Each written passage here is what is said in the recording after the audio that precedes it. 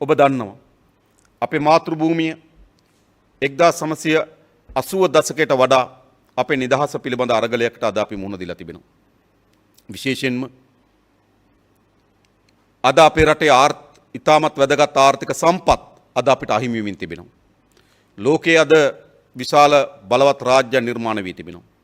ඒ බලවත් රාජ්‍යයන් භූදේශපාලනයේ ගැටුමක නිරත වී තිබෙනවා. ඒ ගැටුමේ ප්‍රධාන දඩමිමක් බවට ශ්‍රී ලංකාව පත් වී තිබෙනවා. අද එක්සත් ජනපදයේ චීනය ඉන්දියාව ඔවුන්ගේ බල අරගලේ ප්‍රධානම දඩබිමක් අද ශ්‍රී ලංකාව බවට පත් වී තිබෙනවා. ඔබ හිතන්න අපේ රටේ විශාලම ආර්ථික සම්පත් අද චීන සමාගම් වෙතත් ඉන්දියානු සමාගම් වෙතත් එක්සත් ජනපද සමාගම් වෙතත් ලබා දී තිබෙනවා. විශේෂයෙන්ම හම්බන්තොට වරාය, කොළඹ වරාය දකුණු ජැටිය, කොළඹ වරාය අක්කර 13කට ආසන්න සේවා සපයන මධ්‍යස්ථානයක් ගොඩනැගීම සඳහා ඉඩම, ඒ වගේම පෝර්ට් සිටි නගරය, ඒ සියල්ලංගේම ආධිපත්‍ය දරන්නේ අද චීන රජය. එනිසා අපේ රටේ ආර්ථිකය ඉතාමත් වැදගත් මරමස්ථානවල මරමස්ථානවල චීන සමාගම්වල ආධිපත්‍ය පිහිටවලා තිබෙනවා. ඔබ දන්නවා මේ වන විට චීන පොහොර නැවක් ලංකාව වටේ කැරකෙමින් තිබෙනවා.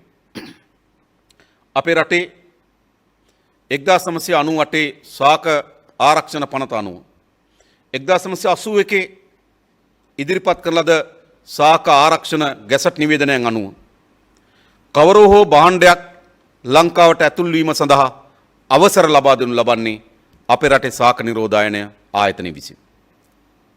ඒ සාමාන්‍ය වශයෙන් ගත්තොත් අපේ රටේ අපනන භාණ්ඩ ලක්ෂයකට වඩා වැඩි ප්‍රමාණයක් විවිධ භාණ්ඩ පරීක්ෂාවට භාජනය කරනු ලබනවා ශාක නිරෝධායන ආයතනය.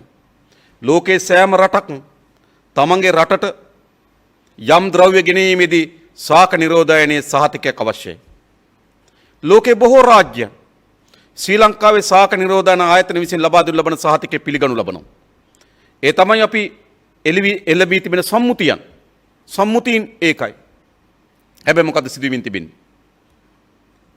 අද ශාක නිරෝධායන ආයතනය විසින් දෙවරක් පරීක්ෂාවට භාජනය කොට අපේ රට අහිතකර ලෙස බලපෑම් කරන අපේ ජෛව විවිධත්වයට විශාල අහිතකර බලපෑම් ඇති කරන සුද්‍රජීවීන් අඩංගු වී තිබෙන බව එම කාබනික පොහොර වල තිබෙන බව අද ශාක නිරෝධන ආයතනය සහතික කොට තිබෙනවා. එහෙනම් මොකද්ද කළ යුතු වන්නේ? ඒ නැව යන්න ඕන. හැබැයි නැව වටේ කරකමින් තිබෙනවා.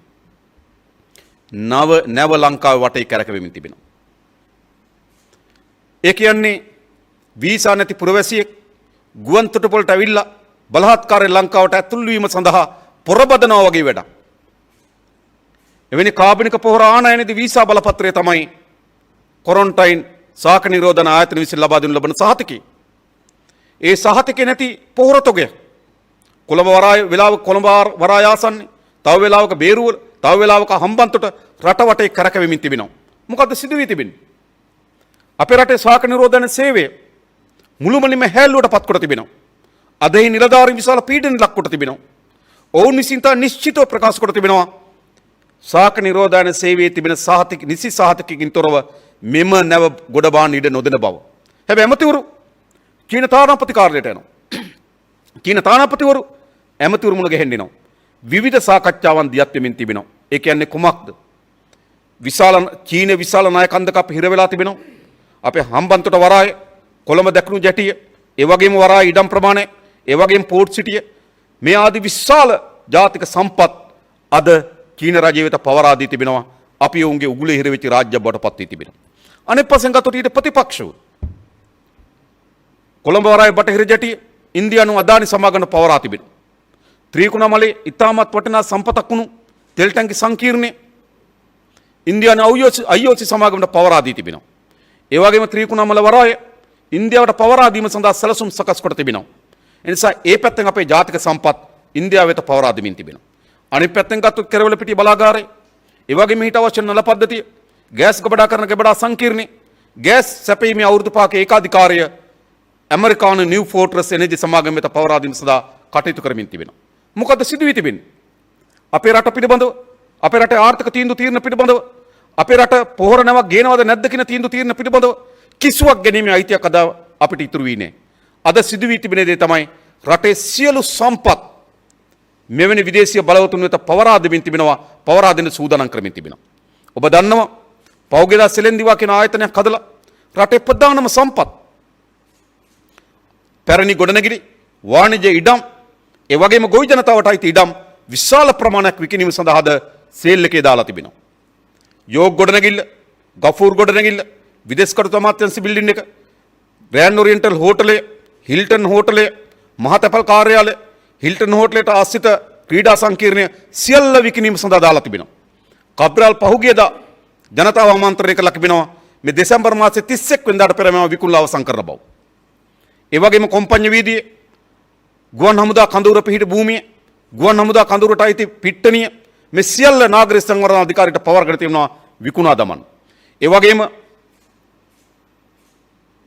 වැලිකඩ බන්ධනාගාරයේ ඒ මිල්ලනීය ප්‍රදේශයට ගෙනහිල්ලා එතර අක්කර 42ක් සැලසුම් කරලා තිබෙනවා බහුජාතික සමාගම් වෙත විකුණා දමන්න.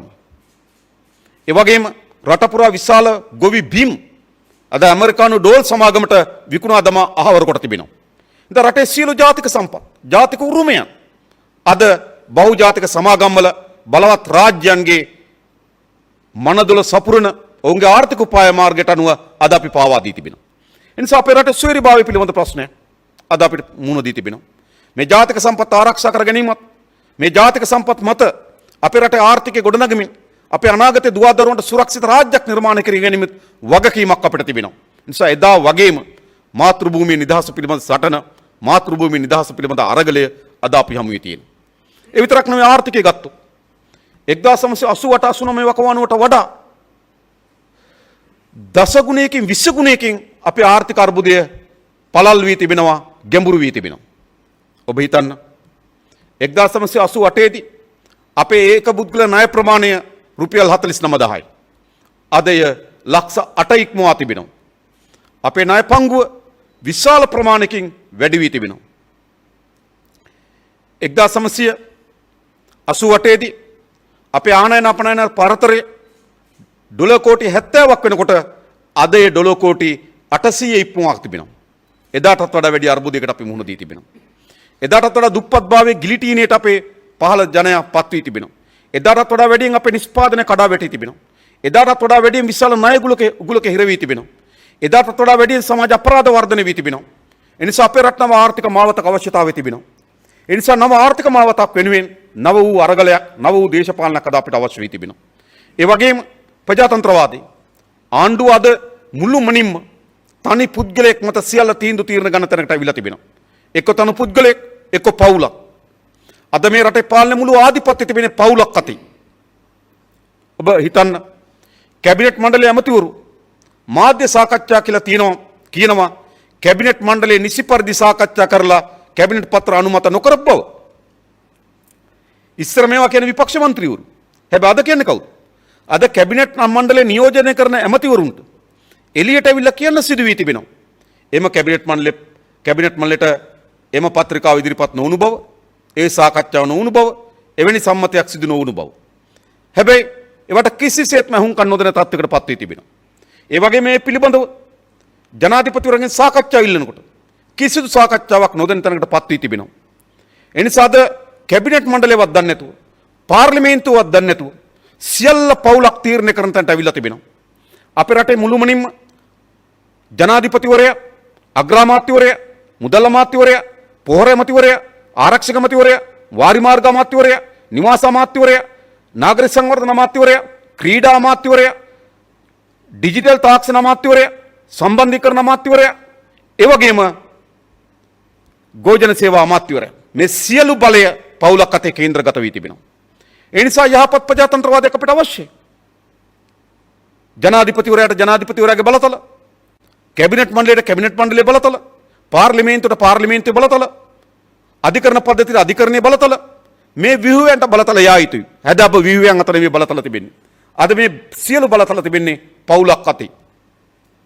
කැබිනට් මණ්ඩලය දන්නේ නැතුව, ආණ්ඩු පක්ෂයේ පාර්ලිමේන්තු කණ්ඩායම දන්නේ නැතුව, රාජ්‍ය නිලධාරීන් දන්නේ නැතුව තීන්දුව తీරන ගන්න පවුලක් විසින්. එනිසා අපේ රට මුළුමනින්ම පෞලක ආධිපත්‍යයට යටත් වී තිබෙනවා. නිසා ප්‍රජාතන්ත්‍රවාදය පුළුල් කරගත යුතුයි. මෙම විහුවයන්ට මෙම ආයතනයන්ට ප්‍රජාතන්ත්‍රවාදී අයිතිවාසිකම් ලබා දිය යුතුයි. ජනතාව තෝරාපත් කර එනවනෝ තමන් වෙනුවෙන් තීන්දුව తీරන ගන්න මොනරාගලින් මන්ත්‍රීවරයා.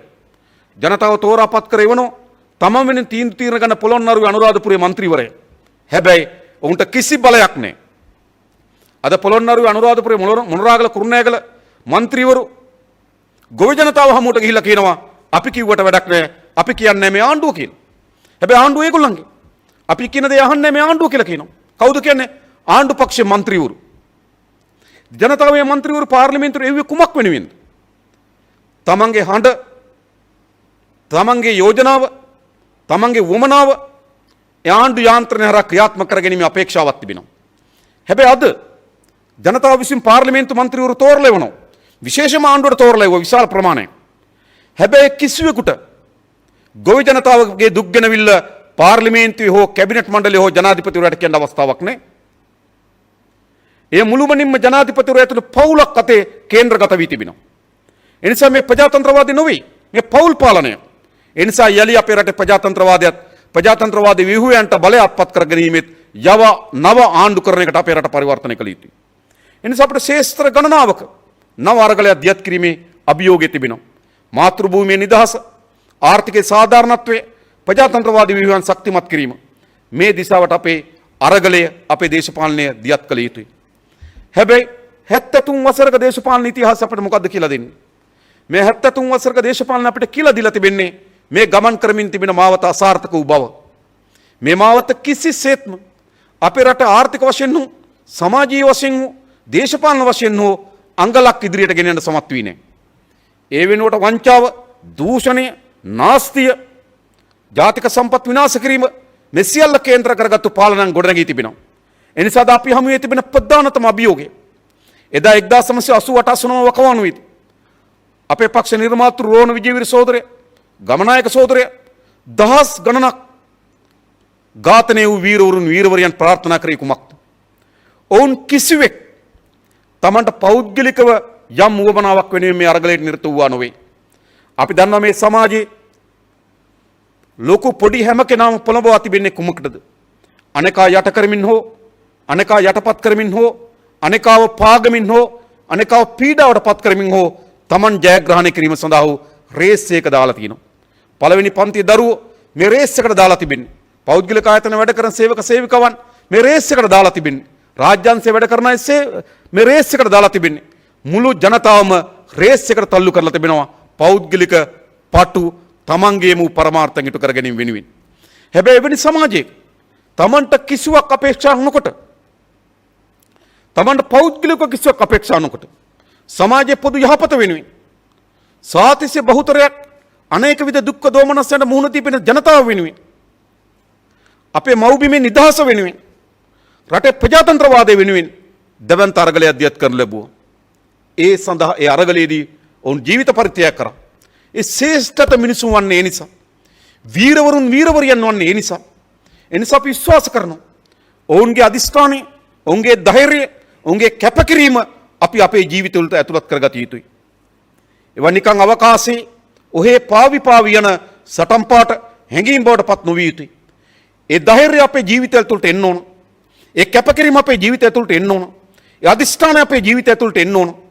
මොකද මේ පරිවර්තන ඇති කළ හැකි වන්නේ මේ රට උස් නිදහසත්, ආර්ථික සමෘද්ධියත්, ප්‍රජාතන්ත්‍රවාදයත් අත්පත් කර දිය හැකි වන්නේ එවැනි උස් නිදහසක් සහිත මිනිසුන්ගෙන් ගොඩනැගෙන අරගලයකින් විතරයි.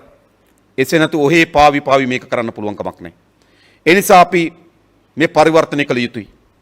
ඒ පරිවර්තනයේදී කුඩා අවලාද විශාල ප්‍රමාණයක් ගැහෙනවා. අපි ඒවා අලියමුළු කෙල පිටක් තරම්වත් සැලකිලිට භාජනය නොකරන බව අපේ සතුරන් තේරුම් ගත යුතුයි.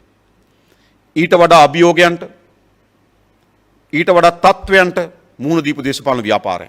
ඒ නිසා කිසිසේත්ම ඒ කුඩා කෙඳිරි වලින් අපේ දේශපාලන ව්‍යාපාරය ආපසු හරවන්න බෑ. හැබැයි අපි ඉතා හොඳ දේශපාලන වැඩපිළිවෙලක් සකස් කළ ගත යුතුයි. අපි විශ්වාස කරනවා මේ පරිවර්තනය වෙනුවෙන් පෙනී හිටින්නේ මේ පරිවර්තනයේ සාපිපාසාවෙන් ඉන්න අපි විතරක් නෙවෙයි. මේ රටේ තරුණ પરම්පරාව අද තමන්ගේ රට පිළිබඳ අපේක්ෂා බංගත්තට පත් වී තිබෙනවා.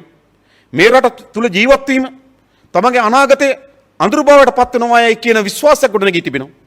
අනාගතය පිළිබඳ පැහැදිලි චිත්‍රයක් නැතුව ඇති වී තිබෙනවා. අතරමං වී තිබෙනවා. ඔවුන් කල්පනා කරනවා රට මාරු කරලා මේකට උත්තරයක් හොයාගන්න. හැබැයි අපි ඔවුන්ට කියන්නේ රට මාරු කරාට මේක උත්තරයක් ලැබෙන්නේ නැහැ. හැම දිනාටම රට මාරු කරන්න හම්බ වෙන්නෙත් නැහැ. ඒ වගේම අපේ ඈත ගම්වල ගොවි ජනතාව වෙන කිසිවක් නෙමෙයි ඉල්ලා සිටින්නේ. තමන්ගේ ගොවිතැන යෙදීම සඳහා තමන්ට කුඹුරක් තිබෙනවා. වර්ෂාව ලැබී තිබෙනවා. හාන්න පුළුවන්, වගා කරන්න පුළුවන් අවස්ථාවක් තිබෙනවා. හැබැයි පාලකයා විසින් මොකද කොට තිබෙන්නේ? එම ගොවිතැන් කිරීම සඳහා තියෙන සියලු පහසුකම් අද නතර කොට තිබෙනවා. ගොවි ජනතාව පාරට බහලා කෑ ගහන කුමක් වෙනුවෙන්ද? අපිට අපේ ගොවිතැන කර ගැනීම සඳහා අවශ්‍ය වෙන පහසුකම් ටික දෙන්න. ඒ සඳහා අවශ්‍ය වෙන යෙදවුම් ටික දෙන්න කියලා ගොවින් දසදහස් ගණන් පාරට බහලාද ආමන්ත්‍රණය කරමින් තිබෙනවා. ඒ වගේම අපේ රටේ හාමුදුරන් වහන්සේලා පූජකතුමල්ලා අද වේගයෙන් ඉස්සරහට එමින් තිබෙනවා. විශේෂයෙන් පාස්කු පහරත් එක්ක එම වින්දිතයන්ට සාධාරණ ඉල්ලමින් කාදිනල් උන්වහන්සේ ඇතුළු නේද කතෝලික නායකයන් විශාල ප්‍රමාණයක් අද ඉදිරියට ඇවිල්ලා තිබෙනවා. අපි හාමුදුරන් වහන්සේලා මේ ඇති වී තිබෙන ඛේද වාචක පිළිබඳව විශාල වේදනාවකින් අලුත් බණක් දේශනා කරන්න පටන් අරගෙන තිබෙනවා. ඉතින් සමාජයේ සෑම සමාජ තීරුවක්ම අපි දැක්ක පසුගියදා ගුරු අරගලයේදී ඒ වගේම වෘක්ෂමති ව්‍යාපාරය ඒ වගේම දීවර ජනතාව මේ හැමදෙනාම තමන්ගේ දුක්ඛ පීඩාවට එරෙහිව සටනක් දියත් කරලා තිබෙනවා, අරගලයක් දියත් කරලා තිබෙනවා. අද අපේ රටේ කර්මාන්තකරුවන් විශාල අසීරුතාවකට පත් වී තිබෙනවා. අද අපේ රටේ ලාභ උපයන්නේ කර්මාන්තකරුවා නෙවෙයි. අද අපේ රටේ ලාභ උපයන්නේ ව්‍යවසායකයා නෙවෙයි. අද අපේ රටේ ලාභ උපයන්නේ ව්‍යාපාරිකයා නෙවෙයි. අද අපේ රටේ ලාභ උපයන්නේ ඉතාමත් කුඩා ඩීල් කණ්ඩායමක් ඉන්නවා. ඔවුන් තමයි කොවිඩ් වසංගතය මැඩ පැවැත්වීම සඳහා ඇන්ටිජන් ගේනකොට එම ඩීල් කාරයන් එකෙන් ලාභය උපයනවා. කොවිඩ් වසංගත තත්ත්වය හමුවේ PCR කට්ටල ගේනකොට ඩීල් කරුවා ආදායම උපයනවා. ඔවුන් කර්මාන්තකරුවන් නෙවෙයි. ඔවුන් ව්‍යවසායකයන් නෙවෙයි. නිරෝධායනය කරන්න හදනකොට ඩීල් කරුවා ලාභය උපයනවා. විදේශගත ශ්‍රී ලාංකිකයන් ගේනකොට ඩීල් කාරය ලාභය උපයනවා. ඉන්දියාවෙන් පොහොර ගේනකොට ඩීල් කාරෙක් ඒකට මැදිහත් වෙලා තමන්ගේ account එකට සල්ලි ටික දාගන්නවා. චීනෙන් පොහොර ගේනකොට ඩීල් කරුවන් මේකෙන් ලාභය උපයනවා. සිදු වී තිබෙන කුමක්? අපේ රටේ මුළු ආර්ථිකයේ විශාල පංගුවක් මේ ඩීල් කරුවන් අතර අත්පත් වී තිබෙනවා. සැබෑ කර්මාන්තකරුවන්, සැබෑ ව්‍යවසායකය මේකෙන් බිඳ වැටී තිබෙනවා. ඒ නිසාද කර්මාන්තකරුවන්ගේ ව්‍යවසායකයන්ගේ විශාල දුකක්, වේදනාවක් පිට කරමින් තිබෙනවා. ඔවුන්ගේ ශේෂ්ත්‍රය කඩා වැටීම පිළිබඳව ඔවුන් අපට කරුණු ඉදිරිපත් කරමින් තිබෙනවා. ඒ නිසා කවරදාටත් වඩා වැඩියෙන් අපේ සමාජයේ සියලුම සමාජ තීරු, සියලුම සමාජ කණ්ඩායම් මේ ඇති වී තිබෙන ව්‍යසනයට එරෙහිව හඬ නගන්න පටන් අරන් තිබෙනවා. ඉදිරියට එන්න පටන් අරන් තියෙනවා. ලියන්න පටන් අරන් තියෙනවා. කියන්න පටන් අරන් තිබෙනවා.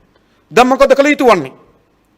අපි මේ අලුත් දේශපාලනේ, අනාගතය නිර්මාණය කරන දේශපාලනේ මහජන මධ්‍යස්ථාන අපි ගොඩනැගිය යුතුයි.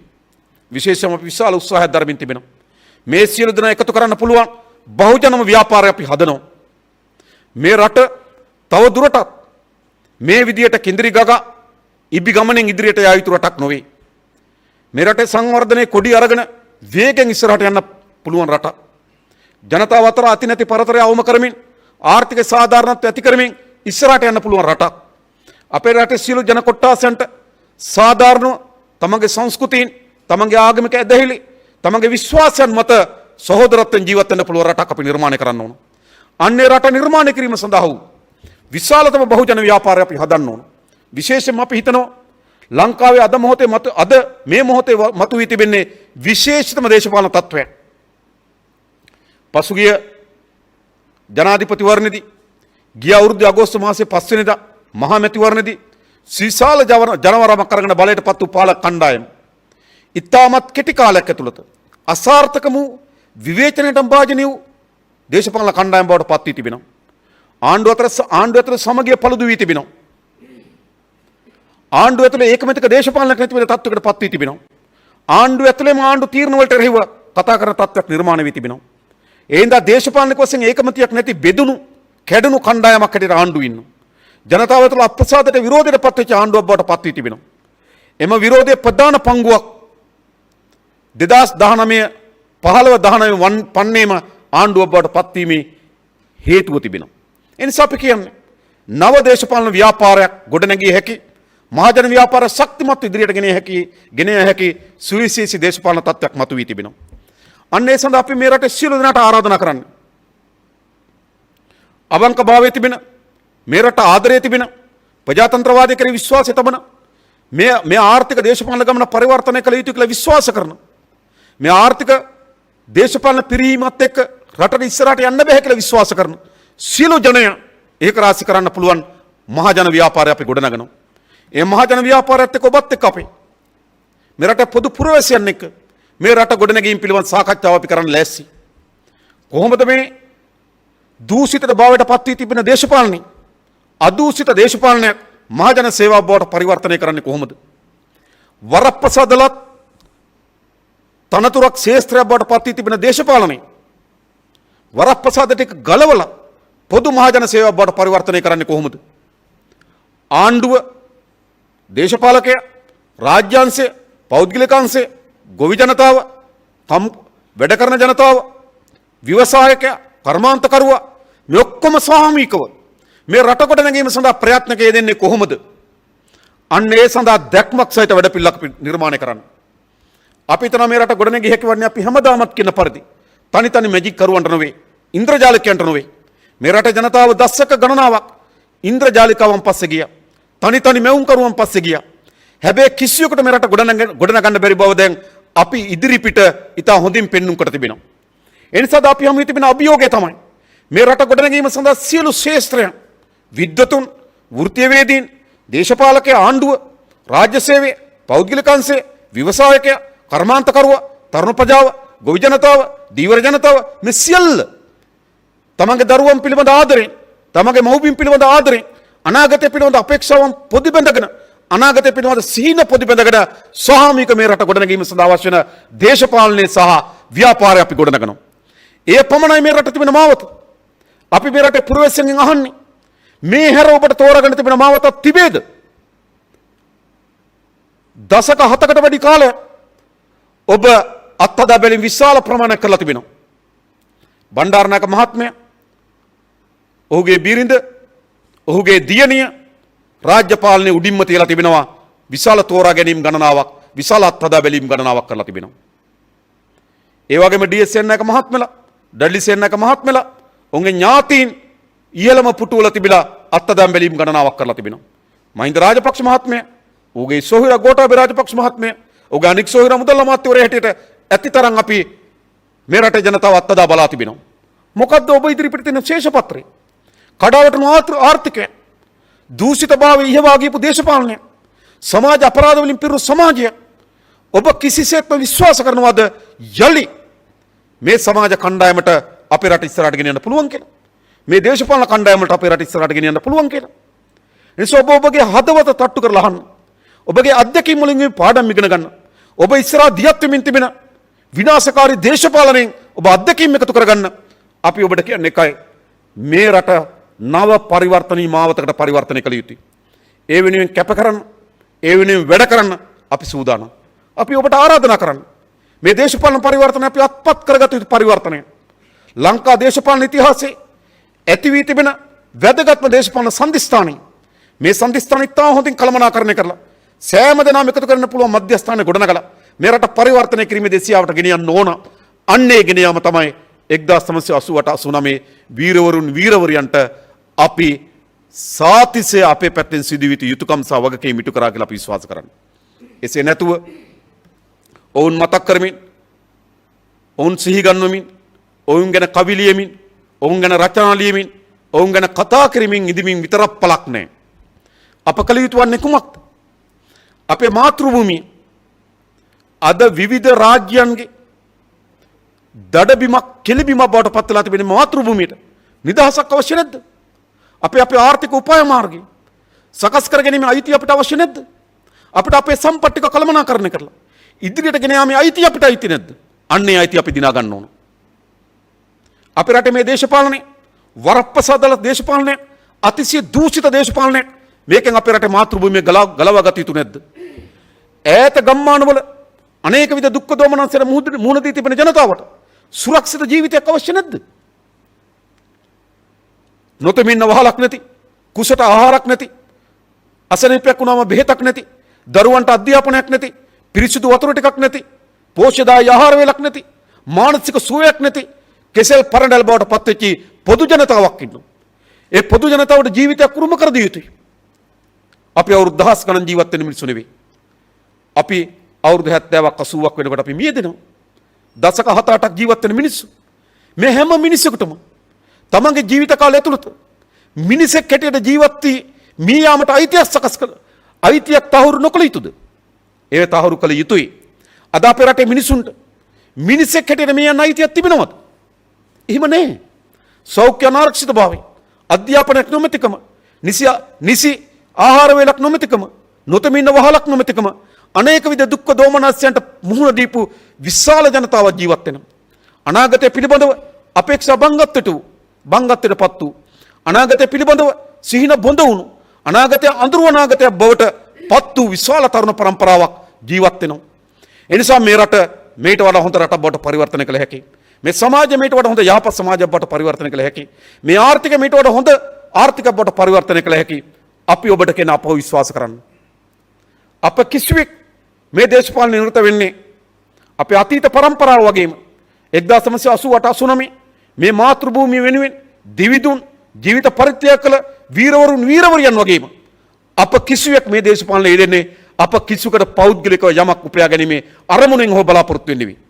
අපිට තිබෙන පොදු යහපත් වුවමනාව, පොදු බලාපොරොත්තුවක් තිබෙනවා. මේ මාතෘ භූමිය ලෝකයේ ඉහළම රාජ්‍යන් එක කරින්ද කර එකට හිටගෙන ගනුදෙනු කරන්න පුළුවන් මාතෘ භූමියට මේ මාතෘ භූමියෙන් පත් කළ යුතුයි. අද බෙලහින කළ තිබෙන නිවට භාවයේ පතුලට මැද දාලා තිබෙන අරාජික භාවයට පත් කරලා තිබෙන ලෝක ඉදිරියේ හැල්ලුවට පත් කරලා තිබෙන ලෝක ඉදිරියේ ධනින් වැටි ණය හිඟමනට එන රට බවට පත් කරලා තිබෙන රටේ ජාතික සම්පත් ලෝක බලවතුන්ට අලෙවි කර තිබෙන මාතෘ භූමිය ඇයගේ අසරණ භාවයට පත් කර තිබෙන මේ මාතෘ භූමියට මේට වඩා හොඳ අනාගතයක් නිර්මාණය නොකළ යුතුද? අන්නේ අනාගතය නිර්මාණය කිරීමේ වගකීමක් බාර ගන්න ලැබසි. ලෝකයේ හැම රටක් එකම උරෙන් උර ගැටි කරින් කර ගැටි සහෝදරත්වයෙන් රාජතාන්ත්‍රික සබඳතා සම රාජ්‍ය අයිතිවාසිකම් ලෙස රාජතාන්ත්‍රික සබඳතාත් එක්ක ගොඩනගන්න පුළුවන් ලෝකයේත් එක්ක එකට යන්න පුළුවන් රාජ්‍යයක් අපි නිර්මාණය කරනවා. මේ රටේ ඈත ගම්වල ඉන්න ජීවත් වෙන පුරවැසියන්ට තමන්ගේ අනාගතය පිළිබඳ අපේක්ෂාවන්, අනාගතය පිළිබඳ බලාපොරොත්තු, ඔවුන්ගේ ජීවිතයේ වඩා සමෘද්ධිමත් ජීවිතයක් බවට පත් කිරීමේ ආර්ථිකයක් අපි නිර්මාණය කරනවා. අපේ රට ලෝකේ ඊටම ශක්තිමත්ම ආර්ථිකයක් තියෙන රාජ්‍ය බවට පරිවර්තනය කරනවා. ලෝකයේ ඉදිරියේ හිඟමන බවට පත් වී ඇති විශාල නායකරුවෙක් බවට පත් වී ඇති මේ රට ණය භාවයෙන්ුත් හිඟන භාවයෙන්ුත් අපි මුදවා ගන්නවා. එනිසා අපි විශ්වාස කරනවා මේ රටේ ජනතාව නව ලෝකයක් දක්වා අපිට කැඳවාගෙන යා හැකියි. ඒ වෙනුවෙන් අපි දේශපාලනය යෙදෙනවා. ඒ සඳහා ශක්්‍යතාවය, ඒ සඳහා හැකියාව, ඒ සඳහා උවමනාව, ඒ සඳහා කැපකිරීම ඕනවටත් වඩා වැඩි ප්‍රමාණයක් අපි සතුව තිබෙනවා. විශේෂයෙන්ම 1988 සුනාමි එදා ඝාතනයෙන් ලක් වූ අපේ රෝණ විජේවීර සහෝදරය, ගමනායක සහෝදරය ඇතුළු දසදහස් ගණන් වීරවරුන් වීරවරියන් ප්‍රාර්ථනා කරේ අන් කවරක්වත් නොවේ මේට වඩා හොඳ රටක්, මේට වඩා හොඳ අනාගතයක්. අන්නේ අනාගතය අපි නිර්මාණය කළ යුතුයි. ඒ වෙනුවෙන් 1988-89 ජීවිත පරිත්‍යාග කළ අපේ සොහොයුරන්ගේ, අපේ සොහොයුරියන්ගේ ඒ කැපකිරීම, ඒ පරිත්‍යාගයේ අධ්‍යාත්මයේ අරමුණ අපි අපේ ජීවිතයට උකහාගමු. ඒ වෙනුවෙන් අපි හැමදෙනාම එකතු වෙමු කියලා ආරාධනා කරමින් මම නතර වෙනවා. බොහොම ස්තුතියි හැමදෙනාටම. ජය වේවා කියලා ප්‍රාර්ථනා කරනවා.